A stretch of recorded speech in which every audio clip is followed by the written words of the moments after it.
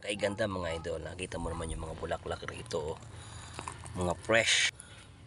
Maliliit lang siya, nakaano sa buhangin, pero ang sisigla ng mga bulaklak dito. Ano mo yung mga plastic eh. Ayan oh. Yan oh. Di ba? Ang ganda. Ano? Ang dami yan mga idol oh. Meron pang dilaw. Oh, ba? Ang ganda eh.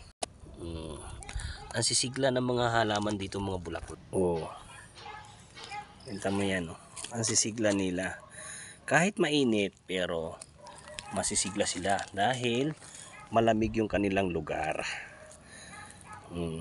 Oh, ganda ng kulay oh. Galing no. Makita mo naman yung tanawin dito mga idol. Nasa overlooking tayo. Kitang kita lahat sa baba. Yun.